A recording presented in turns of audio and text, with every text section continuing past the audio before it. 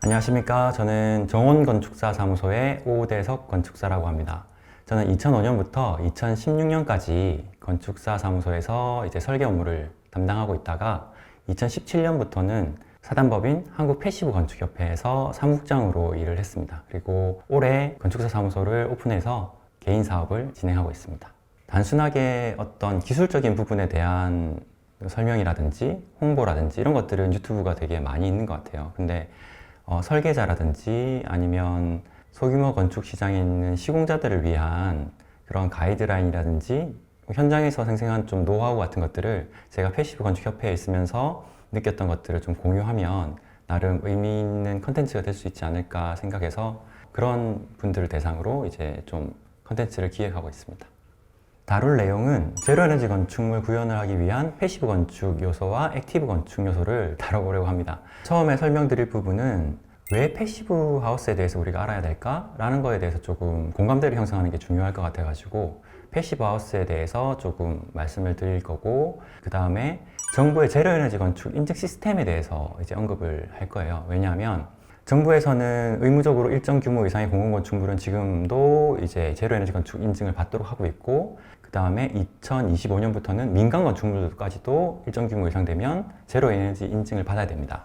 그래서 제로에너지 건축물을 만들기 위해서는 패시브 건축 요소와 액티브 건축 요소, 거기에 이제 에너지를 생산하는 신재생 에너지까지 같이 더불어져야지만이 제로에너지 건축물이 될 수 있기 때문에 그런 것들에 대한 개념에 대해서 좀 설명을 드릴 거고, 패시브 하우스나 제로에너지 건축물을 이야기할 때 과도하게 에너지에 대해서 좀 집중되는 경향이 있습니다. 뭐 탄소 발생량을 줄이기 위해서 뭐 패시브가 돼야 된다, 제로에너지가 돼야 된다라고 하는데, 어떻게 보면 그것보다 더 중요한 부분이 에너지보다도 건강하고 쾌적하게 살 수 있는 그런 건물 환경을 조성해주는 그런 조건들, 그런 설계들, 그 다음에 하자 없는 건축 설계를 하기 위해서는 어떻게 해야 되냐, 이런 것들이 같이 얽혀져 있거든요. 그래서 그런 것들에 대해서 좀 설명을 드리고자 하고요. 좀 강조드리고 싶은 건 뭐냐면, 특히 건축 설계하는 저희 건축사들이 지금까지 많이 취약했던 부분 중에 하나가 이제 숫자에 되게 취약합니다. 그냥 디자인적으로는 예쁘게 아름답게, 느낌에 대해서는 어떻게 보면 우리가 많은 이야기들을 하고 이제 그런 것들을 미학적으로 풀어내기는 하는데,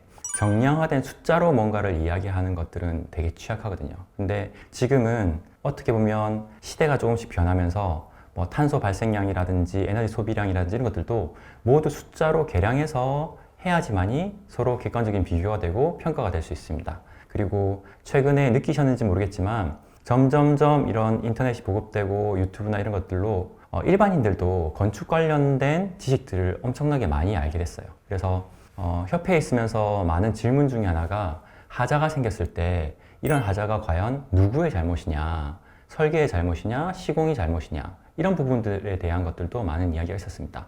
건축사분들이라든지 이제 시공사분들도 그 관련된 하자 소송을 하는 것들을 되게 많이 봤었고요. 그런 것들을 대응함에 있어가지고 단순하게 이거는 뭐 따뜻하게 지어진 집이다, 뭐 꼼꼼하게 시공된 집이다, 이렇게 이야기하는 게 아니고 정말 내가 단열재를 얼마의 두께로 어떤 종류의 단열재를 썼기 때문에 이 안에서는 결로가 생길 수 없는 조건이다라든지 이런 식으로 풀어낼 수 있는 그런 것들도 우리가 조금 더 지식을 습득해야 되지 않을까 싶은 생각에서 그런 것들을 좀 더 이번 참에 이야기해 보려고 합니다. 그러면 제일 먼저 제로에너지 건축에 대해서 조금 설명을 드리려고 하는데요. 정부에서 규정하고 있는 제로에너지 건축물의 정의부터 좀 알아야 될 것 같습니다. 법제처에 들어가셔가지고 제로에너지 뭐 이런 식으로 검색을 하시면 법령이 하나 나오는 게 건축물 에너지 효율 등급 인증 및 제로에너지 건축물 인증에 관한 규칙이라고 하는 것들이 나옵니다. 규칙에 건축물 에너지 효율 등급과 건축물 에너지를 어떻게 평가하는지에 대한 규정에 대한 기본과 그 다음에 제로에너지에 대해서 쭉 이렇게 설명이 되어 있고요. 그 다음에 여러분들께서 가장 쉽게 좀 자료를 찾아보실 수 있는 것 중에 하나가 정부에서 운영하고 있는 제로에너지 빌딩 인증 시스템이라는 홈페이지가 있습니다. 그래서 거기 들어가시면 제로에너지 건축물의 인증 개요라든지 인증 신청, 그 다음에 인증 기준, 인증 절차, 정책, 인센티브 이런 것들을 이 홈페이지 안에서 많이 확인하실 수가 있어요. 정부에서 이야기하고 있는 제로에너지 건축물이라는 무엇인가? 건축물에 필요한 에너지 부하를 최소화하고 신에너지 및 재생에너지를 활용하여 에너지 소요량을 최소화하는 건축물을 제로에너지 건축물로 정의하고 있습니다. 그래서 그런 것들을 구현하기 위해서는 패시브 기법 플러스 액티브 기법 플러스 신재생 에너지, 이렇게 세 가지를 조합해서 이제 제로 에너지 건축물을 구현할 수 있다라고 이제 설명하고 있습니다. 그리고 거기서 이제 홈페이지에서 이야기하고 있는 것 중에 하나가 제로 에너지 건축물 의무화 로드맵인데요. 지금 2020년부터 공공건축물 1000제곱미터 이상의 공공건축물은 무조건 제로 에너지 건축 인증을 받도록 되어 있고, 이제 5등급 이상 이제 받도록 되어 있습니다. 등급에 대해서는 다시 나중에 조금 더 설명을 드리도록 할 거고요. 그 다음에 올해인 2023년은 공공건축물 같은 경우에는 기존의 1000제곱미터에서 500제곱미터로 더 소규모 건축물도 의무적으로 이제 제로 에너지 건축물을 하도록 했고, 그 다음에 공공주택도 30세대 이상 되는 공동주택 같은 경우에는 제로 에너지 건축 인증을 의무적으로 받도록 되어 있습니다. 2025년, 그러니까 2년 후가 되면 공공도 500제곱미터 이상, 민간도 1000제곱미터 이상 되는 모든 건축물에서는 제로 에너지 등급을 이제는 받도록 의무화된다는 겁니다. 여러분들께서 만약에 설계를 하고 있거나 아니면 건축 시공이라든지 이런 건축과 관련된 업에 종사하고 계시다면 이 제로 에너지 건축물이라는 게 막연하게 예전에 뭐 상상 속에 있던 그런 것들이 아니고 벌써 현재 제도 속에서 시행되고 있고 바로 눈앞에 닥쳐져 있는 현실이라는 겁니다. 그러면 제로 에너지 건축물 인증이라는 것들을 정부에서 획득하기 위해서는 어떤 조건들을 만족해야 되느냐, 이런 것들에 대해서 간단하게 좀 설명을 드리자면 크게 세 가지 조건을 만족해야 됩니다.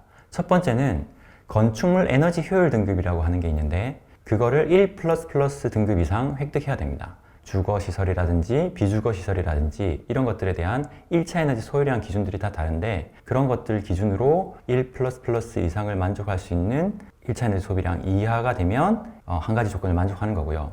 그 다음에 두 번째는 에너지 자립률이라는 게 있습니다. 에너지 자립률은 1차 에너지 소비량 분의 1차 에너지 생산량으로 해가지고 그걸 비율로 따진 건데 20% 이상 생산을 하면 5등급을 주고요. 그 다음에 거기서 20%가 점점점 올라갈 때마다 한 등급씩 올라가서 100%를 생산하면 제로 에너지 1등급이 되는 겁니다. 그 다음에 추가적으로 또 세 번째 조건이 건축물 에너지 관리 시스템 BEMS라고 이야기하는데 그것과 또는 원격 검침 전자식 계량기를 설치하도록 되어 있습니다. 이런 것들은 정말 제로 에너지가 구현돼서 에너지 소비가 어떻게 되는지를 확실하게 계량기를 통해서 체크하고자 하는 그런 목적에 있습니다. 이 세 가지를 분석해가지고 모든 것들을 만족할 때 이제 제로 에너지 인증 등급을 받을 수 있게 됩니다. 크게는 등급이 산정되는 것들은 에너지 자립률, 설명드린 것처럼 20%에서 40% 미만이면 5등급, 그 다음에 20%씩 올라가서 1등급이 되기 위해서는 에너지 자립률 100%를 만족해야지 제로 에너지 1등급을 받을 수 있게 됩니다.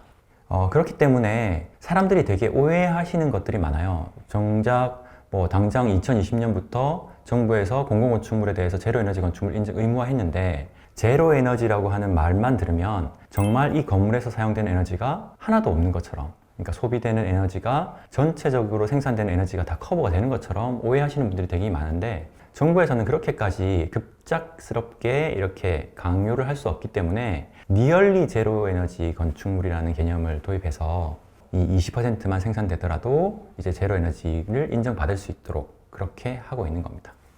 그리고 한 가지 이제 패시브 하우스에 관련된 이야기를 더 들어가기 전에 좀 말씀드리고 싶은 건 뭐냐면 패시브 건축 요소와 액티브 건축 요소 이런 것들이, 그 다음에 신재생 에너지까지 이런 것들이 세 가지가 적절하게 균형을 이루어가지고 구성이 되어야 된다.